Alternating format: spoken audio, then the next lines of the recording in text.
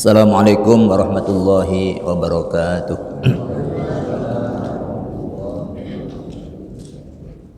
Bismillahirrahmanirrahim.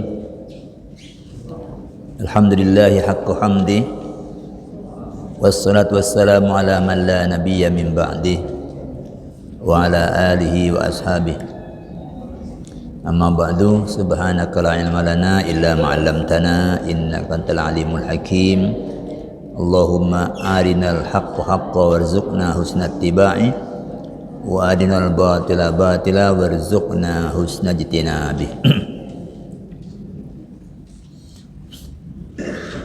Para jemaah, Bapak Ibu sekalian rahimakumullah. Pagi ini kajian kita tentang fikih taubat yang keempat, yaitu taubat dari ila, taubat dari zihar, dan dari pelanggaran larangan ihram.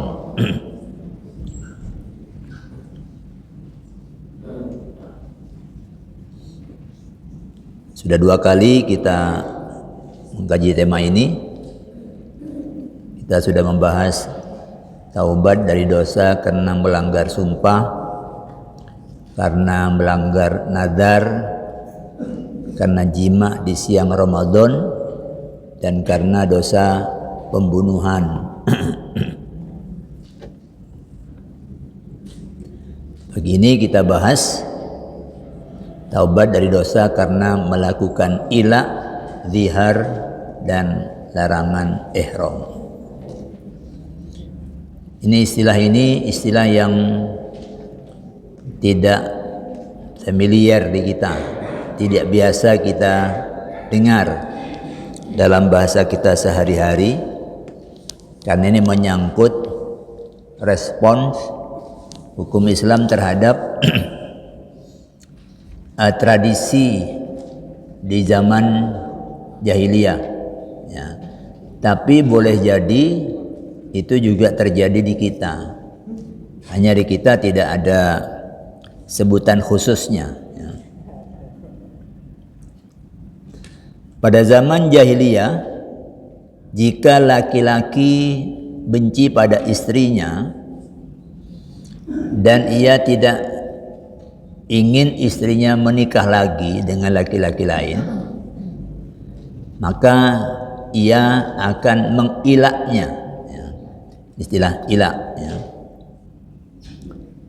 Ilak itu sendiri maknanya ya al-yamin, maknanya ya sumpah, ya.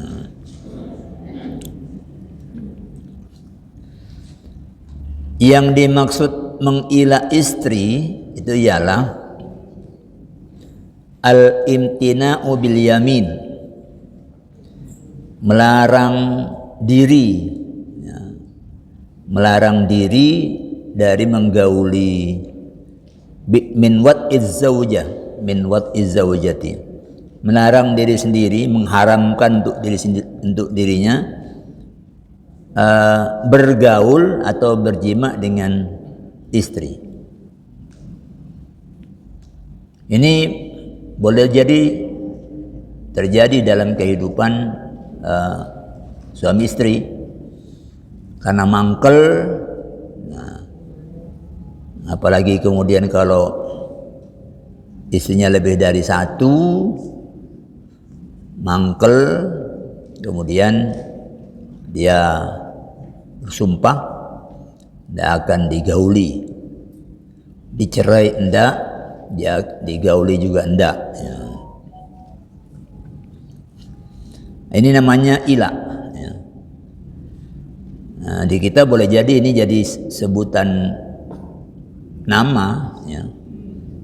Walaupun itu nama-nama panggilan, Mbak Ila, itu maknanya sini sumpah untuk tidak menggauli istri. Bil ila'i tabqa zawjatu la dhatu zawjin wala khalyatun anil azwaji. Dengan ila itu maka tinggallah si istri sebagai perempuan tak bersuami, ya seperti perempuan tidak punya suami karena tidak digauli, tapi juga jadi perempuan yang tidak lepas dari suami karena tidak ditalak. Kalau ditalak gitu karuan dia bebas dari ikatan. Ini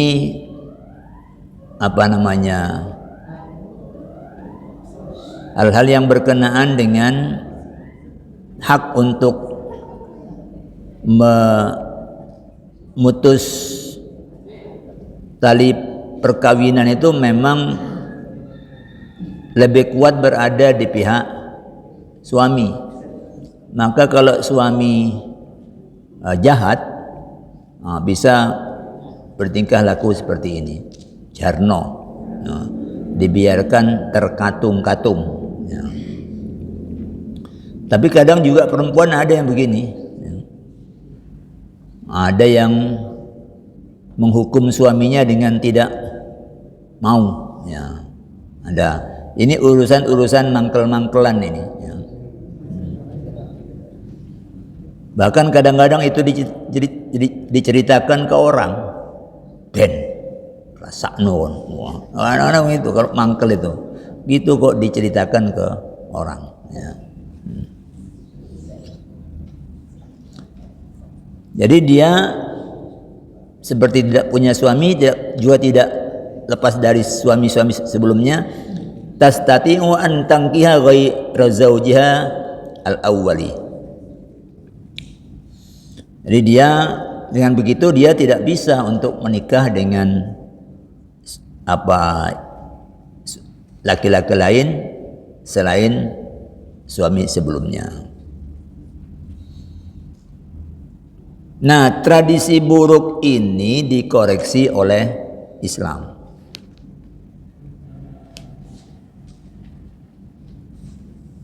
Jadi Islam itu kan datang tidak di ruang kosong.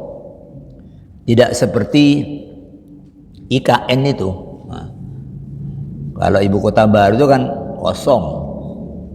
Dibangun nanti baru orangnya masuk. Ini sudah ada masyarakatnya, sudah ada tradisi-tradisinya,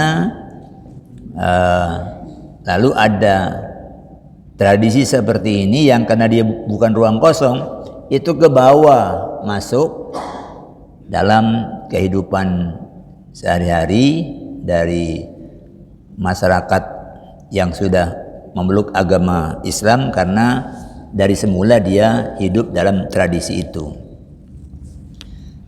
Jadi ini dikoreksi oleh Islam melalui firman Allah dalam surah Al-Baqarah 226 dan 227. Lilladzina yu'luna min nisaihim, untuk orang-orang yang mengilah istrinya. Ini bicaranya pada suami ini, ya. Untuk para suami yang mengilah istrinya, yang ia sumpah untuk tidak menggaulinya, ya. Tarabbusu arba'ati ashhurin, ya. Dia diberi waktu tunggu 4 bulan. Kalau sebelumnya itu sakarpe suami itu, ya. Tapi oleh Islam ini enggak boleh dilanjutkan ini peluang untuk suami-suami yang jahat pada istri yang tidak disukainya, ya. Jadi diberi waktu tangguh 4 bulan. Fa in fa'u, ya. Dan jika mereka kembali kembali kepada istrinya yang semula tidak mau menggauli, kemudian dia kembali menggaulinya, dan kembalinya di masa tunggu 4 bulan itu. Fa innallaha ghafurur rahim, maka sesungguhnya Allah Maha Pengampun lagi Maha Penyayang. Wa in azamut talaqa, kalau dia berketetapan hati untuk mentalak,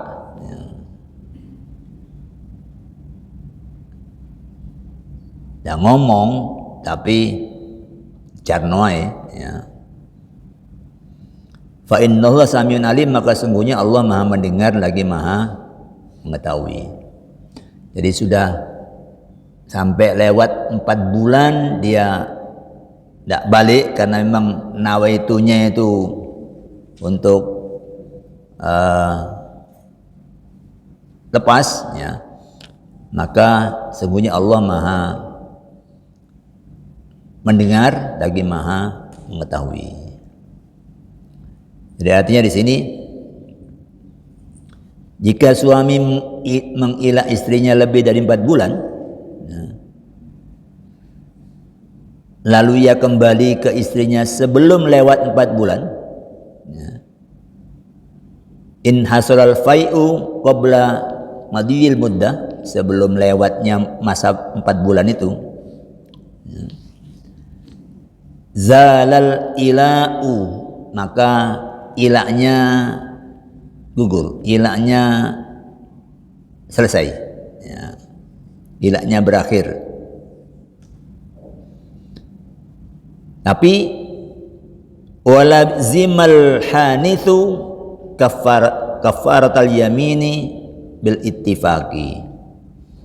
Tapi yang melanggar sumpahnya, dia kan bersumpah untuk tidak menggauli, tapi makin hilang bencinya, hilang, lalu dia balik, maka dia ada konsekuensi untuk taubat dengan membayar kafarah sumpah. Jadi dengan ini perempuan tidak bisa digantung sakarepe suami, ya. Ada masa 4 bulan. Nah, kafarah sumpah seperti yang lalu sudah kita kaji, ada pilihan ngasih makan 10 orang miskin, atau memberi mereka pakaian, ya, pakaian yang menutup aurat, menurut pendapat yang lebih hati-hati. Kalau yang lebih longgar itu menyebut pakaian apa aja, misalnya dikasih bawahan aja, ya cukup, dikasih hijab atas, ya sudah cukup. Tapi bagi yang hati-hati, pakaian itu maknanya ya pakaian yang cukup untuk digunakan menutup aurat, 10 orang.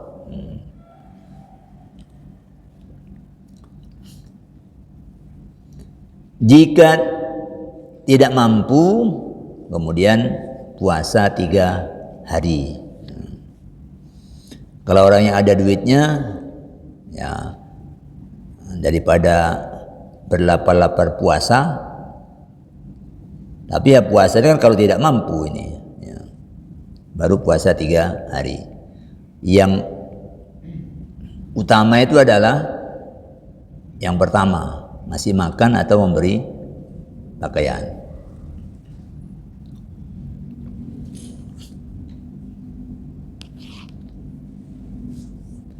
Kemudian jika suami tidak kembali ke istrinya hingga lewat 4 bulan, bagaimana? Maka dalam Islam menurut jumhur ulama itu rafa'atiz zaujatu al-amra lil qadi. Istri itu punya hak untuk memajukan gugatan itu ke qadi. Artinya sekarang dengan begitu hakim sudah punya landasan hukum untuk menerima gugatan dari istri yang disumpahi suaminya untuk tidak digauli dan sudah berlangsung 4 bulan, lebih dari 4 bulan. Istri punya hak untuk memajukan gugatan ke pengadilan.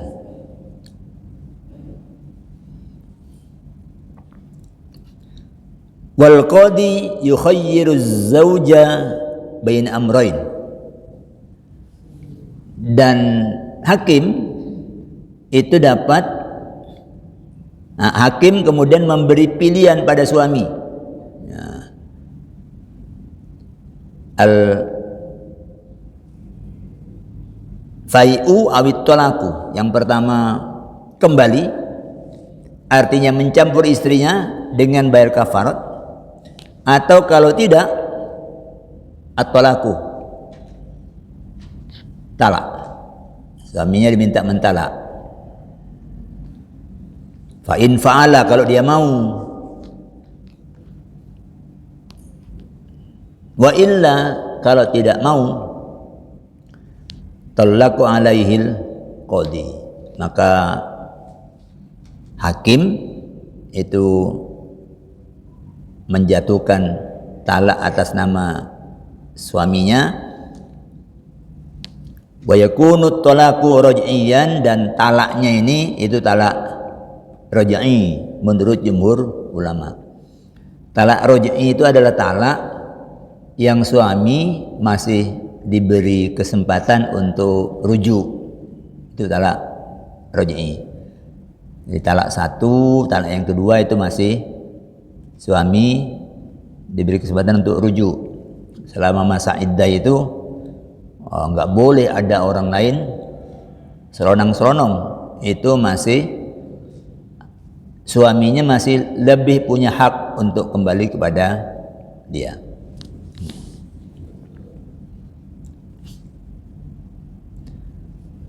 Tapi menurut ulama Hanafiyah, jadi menurut 3 mazhab yang lain itu seperti itu.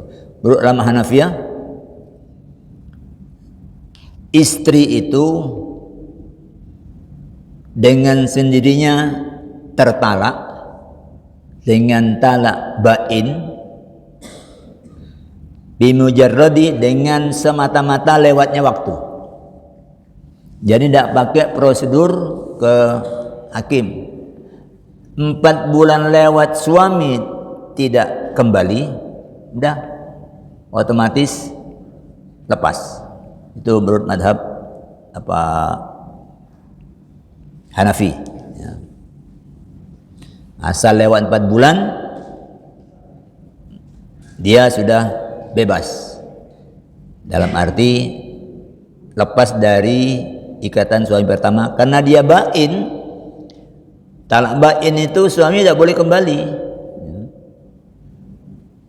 Tapi tetap istri masih menjalani iddah. Ya. Tidak karena ini talak bain terus seminggu kemudian menikah lagi. Tidak, masih ada iddahnya. Ini ilak namanya. Ya. Di bahasa kita, setahu saya belum ada serapannya, belum ada padanannya. Ya. Kalau sholat kan masih orang nyebut sembahyang. Kalau saum orang masih nyebut puasa. Ya. Itu masih ada. Tapi kalau ilah ini ya ilah, karena ini aslinya khas dari zaman jahiliyah. Yang kedua, zihar. Jadi ilak zihar ini sesungguhnya itu dilarang, ya. Hingga kalau dia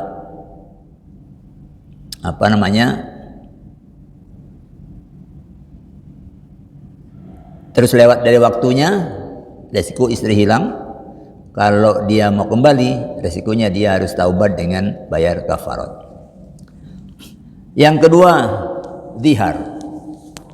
Mendihar istri, ini dua-duanya kelakuan suami ini. Mendihar istri itu ada cara yang lain dari orang-orang di zaman jahiliyah yang dilakukan suami untuk melarang dirinya menggauli istrinya, tapi bukan dengan cara bersumpah. Zihar dilakukan dengan cara menyerupakan istri dengan perempuan yang haram selamanya, dengan perempuan mahram yang al-muharramat, ya. Yang haramnya itu selamanya. Kan ada mahram yang tidak selamanya. Seperti misalnya orang sudah punya istri 4, nah itu yang kelima haram. Tapi kalau satu meninggal, nah ada lagi yang halal satu. Itu haramnya itu tidak selamanya. Atau seperti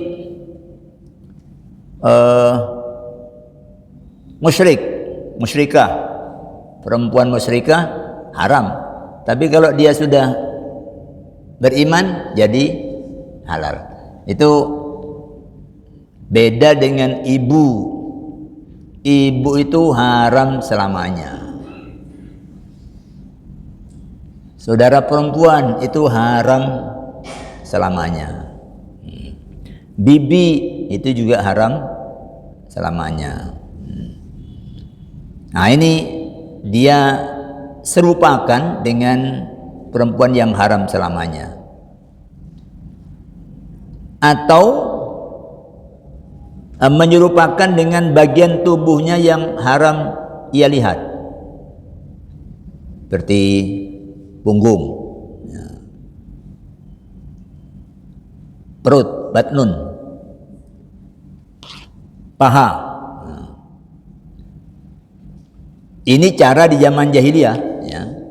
Di kita kayaknya tradisi ini nggak ada, ya. Di sini gimana?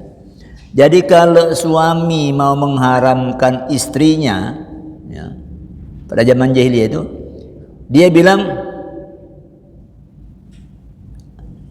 anti alayya kadhri ummi.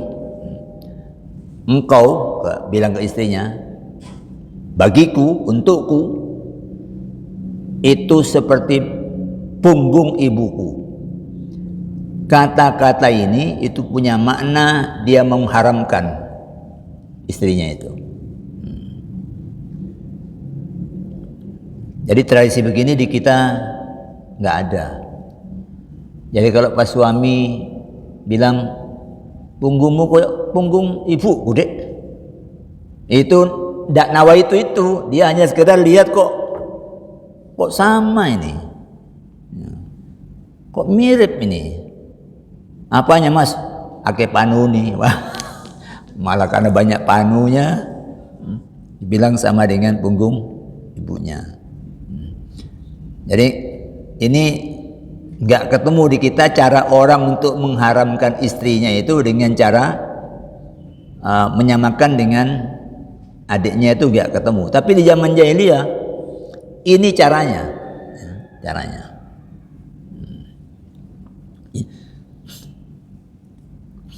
Yeah. Nah, karena ini sifatnya mirip tapi dengan cara yang lain, Islam juga tapi lebih keras Islam terhadap ini dibanding yang ilak tadi itu, ya. Karena kalau sudah ini sudah selamanya itu ya selamanya, haram selamanya. Ya. Kalau ilak masih bisa orang sumpah 1 bulan ini tidak akan saya kumpuli. Itu masih ada apa masa. Tapi kalau sudah diserupakan dengan mahram yang apa muabbad, ya, mahram yang abadi, maka dia haram selamanya. Nah, Islam menghukumi zihar ini, kata-kata seperti itu yang dimaksudkan untuk mengharamkan istrinya selamanya itu sebagai perkataan mungkar.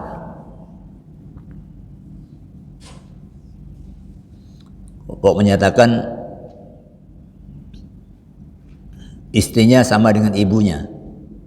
Itu Allah menyatakan dalam surah Al-Mujadilah, alladzina yudhahiruna minkum min nisaihim ma hunna ummahatihim.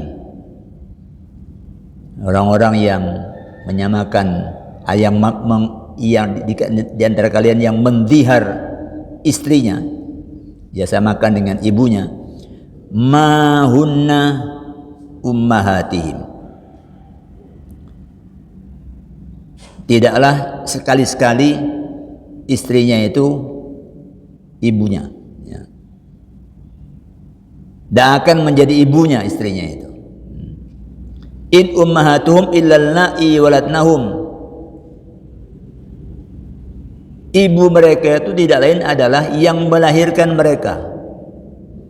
Istrimu tidak pernah melahirkan kamu. Walaupun kamu samakan dengan ibumu, dia tidak akan pernah jadi ibumu. Ibumu adalah yang melahirkan kamu.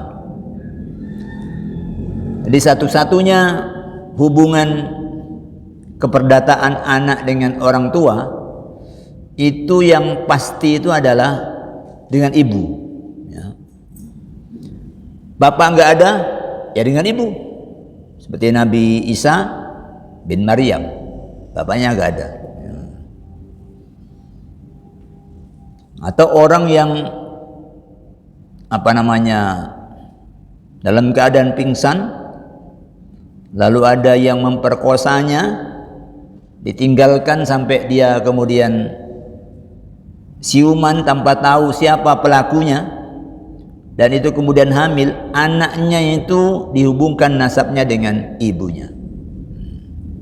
Jadi nanti di akte lahir itu anaknya ibunya. Karena itu ketika dulu di awal-awal maraknya sewa rahim, saya baca di Amerika itu ada perselisihan antara wanita yang menyewakan rahimnya dengan keluarga yang menyewa. Ya, ada suami istri yang istrinya nggak punya anak, tapi usia sudah kadung lanjut. Sementara ada wanita-wanita yang siap hamil dengan dibayar, dia sewa. Jadi dulu beriklan, ya begitu itu. Cari yang kepribadiannya baik, yang tubuhnya normal, mau dibayar sekian. Hamil selama 9 bulan, nanti setelah lahir anak itu menjadi anak yang menyewa rahimnya karena berasal dari sperma dan ovum suami istri. Tapi begitu lahir, perempuan itu tidak mau menyerahkan. Muncul cintanya terhadap anak yang dilahirkan itu. Aku 9 bulan soro ini, kok enak. Tidak dibaleno, tuntut ke pengadilan. Saya tahu pengadilan tingkat pertama menyatakan yang menang adalah perempuan yang hamil dan melahirkan itu. Ini anaknya dia, menang dia. Yang saya tidak tahu karena dia banding selanjutnya seperti apa. Dan itu Islam. Ya, tidak bisa dibantah. Siapa yang melahirkan itu adalah ibu kamu.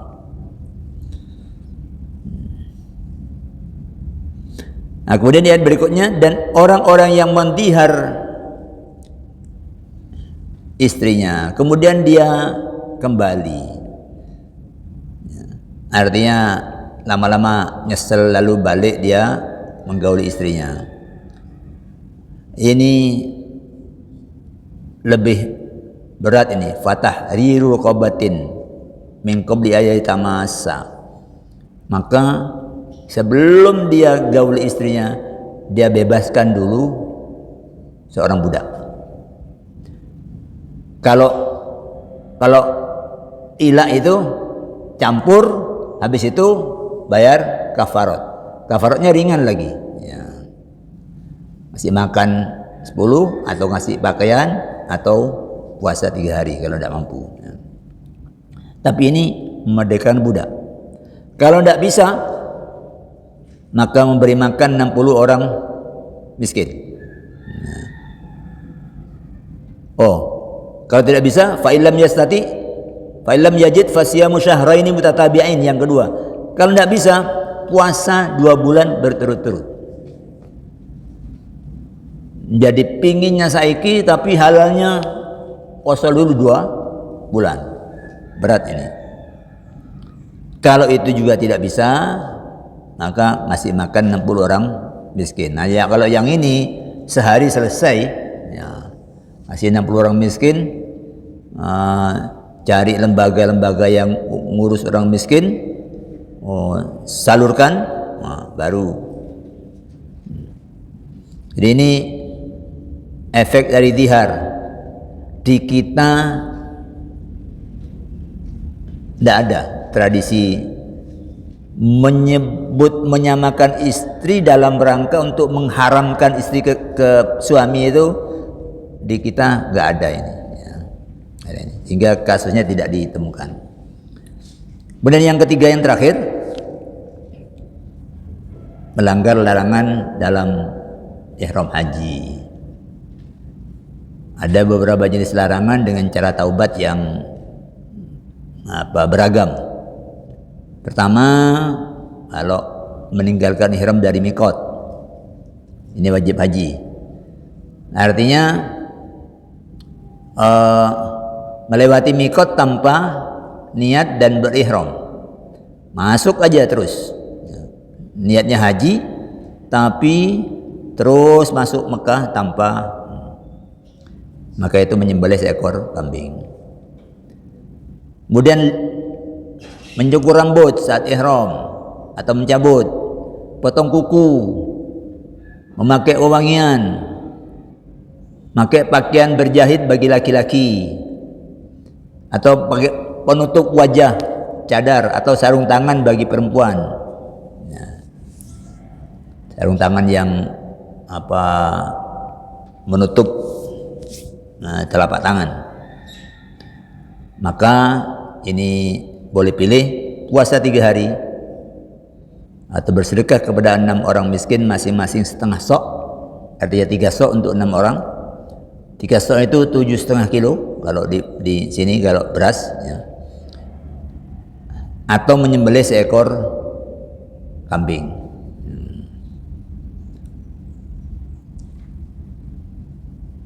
Ini yang haji ini tahu ini. Kalau yang belum mungkin tidak pernah dapat informasi. Kemudian membunuh hewan buruan ketika ihram. Anda itu dilarang. Ya ayyuhalladzina amanu la taqtulus sayda wa antum hurum. Kamu jangan membunuh binatang buruan sedang kalian sedang berihram.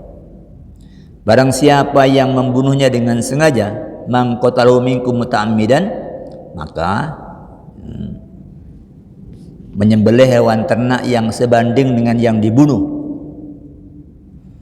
Nah, ini yang memutuskan 2 orang yang adil. Yang dibunuh ini kelinci, atau yang dibunuh ini dog. Terus ini sebanding dengan apa? Nah, itu ada 2 orang yang adil yang diminta untuk pendapatnya sebanding dengan apa? Apa kambing? Apa sapi? Apa unta? Ya. Kemudian atau bersedekah dengan makanan seharga hewan ternak itu. Kalau sapi ya seharga sapi. Atau berpuasa 1 hari untuk setiap 1 mud makanan itu. 1 mud itu 1/4 sok. Ya 1/4 sok itu ya anggaplah 7 ons atau 7,5 kilo atau 7,5 ons kali harga sapi. Wah, itu bisa setahun itu puasanya.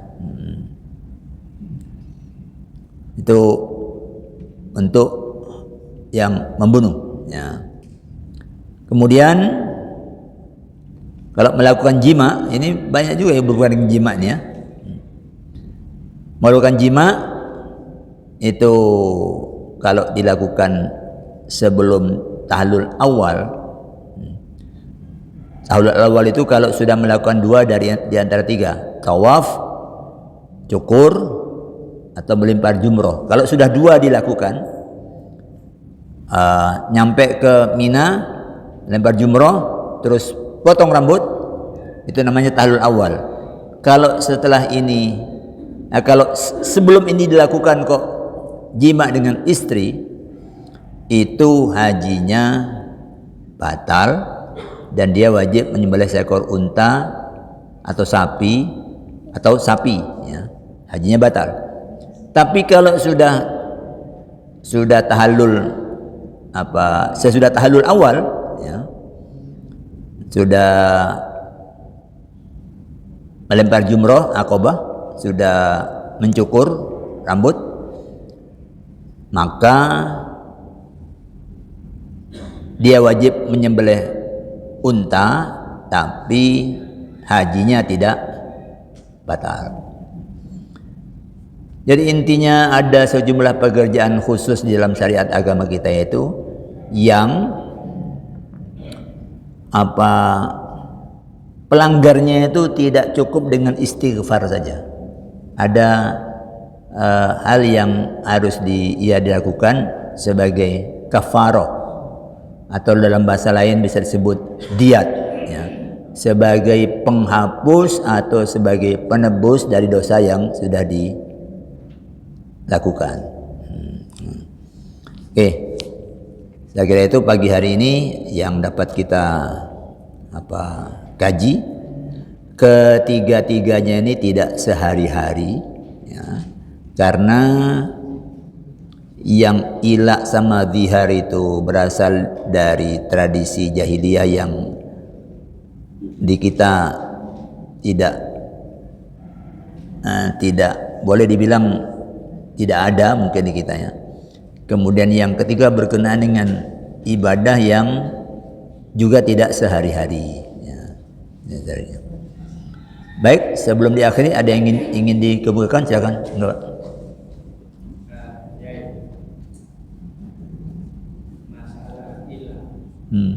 Kalau dalam waktu yang ditentukan, waktu tahun 4, kemudian si istri itu tidak satu rumah, dia kembali ke orang tua, ke rumah orang tua, apakah ini izin ya? Kalau nanti kembali setelah masa tahunnya, apa harus proses tasbih nikah, termasuk juga menziar istrinya? Ya. Tadi yang pertama, istrinya pergi pulang ke rumah orang tuanya. Ya. Pertanyaannya, apakah diizinkan? Oh ya, kalau istri itu masih berstatus sebagai istri, itu dia tidak boleh melakukan itu kecuali diizinkan oleh suaminya. Ya. Kalau diizinkan boleh, ya tentu suami yang lagi mangkel, aku pulang mas ya, wes mulia-mulia, gitu kalau lagi mangkel ya, mangkel, mulia-mulia. Nah, kalau misalnya dia kembali, lalu sudah lewat 4 bulan, kok suaminya setelah kembali, oh mari mulai bojoku keto ayu ya, ya mulai ini, dia kalau sudah lewat 4 bulan, itu sebelum kalau jumhur ya, kalau sebelum istrinya gugat ke pengadilan, suami masih bisa dan bayar kafarat. Tapi kalau ulama Hanafiyah sudah otomatis 4 bulan lewat otomatis tertalak. Kalau jumhur belum, ya. Kecuali suaminya mentalak atau pengadilan yang memutus hubungan perkawinan mereka melalui putusan hakim. Kalau zihar itu gak ada hubungannya dengan 4 bulan. Ya. Zihar itu karena dia samakan dengan orang yang haram selamanya, itu gak ada hubungannya dengan 4 bulan. Jadi walaupun ini sudah 3 tahun istrinya dibikin haram bagi dia, tapi kemudian dia mau balik, ya tidak boleh kembali sebelum memerdekakan budak, atau kalau dia tidak mampu sebelum berpuasa 2 bulan berturut-turut, kalau tidak mampu sebelum masih makan 60 orang miskin. Itu yang zihar, ya. Zihar itu Islam agak kereng ini, sampai dibilang istrimu tidak akan pernah menjadi ibumu. Ibumu itu adalah yang melahirkan kamu. Seperti itu juga teguran terhadap orang yang ambil anak angkat, ya. Anak angkat namanya Rohman, bapaknya Sidik, mestinya Rohman bin Sidik. Saya ambil anak Rohman bin Abdissalam.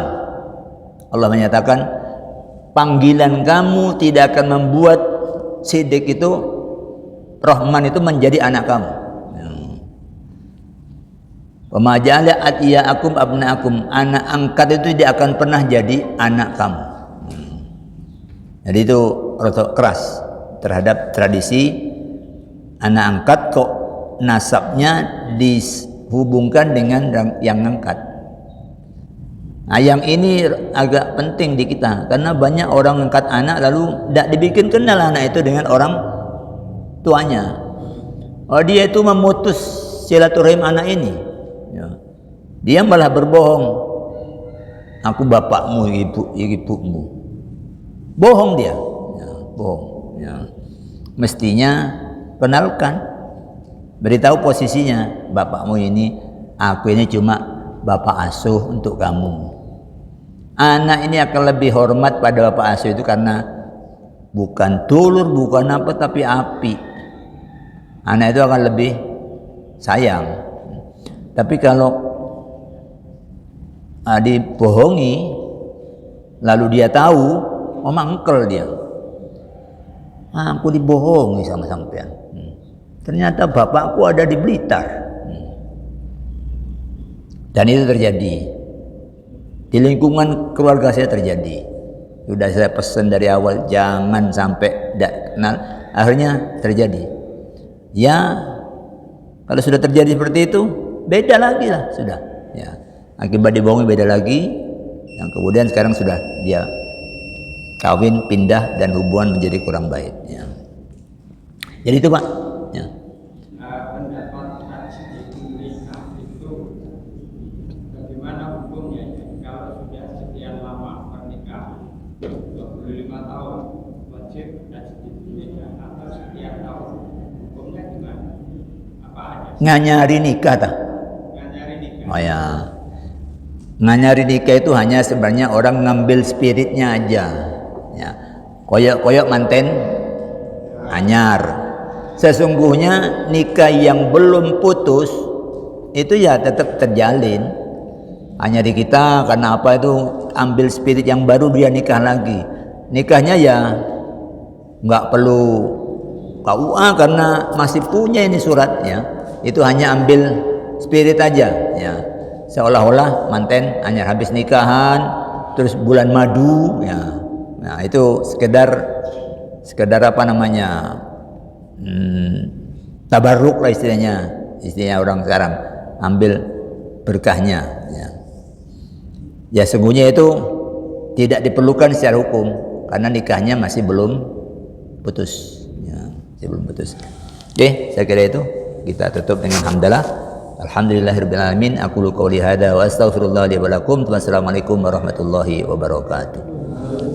Astaghfirullah rabbal baraya, astaghfirullah minal khataya, Rabbi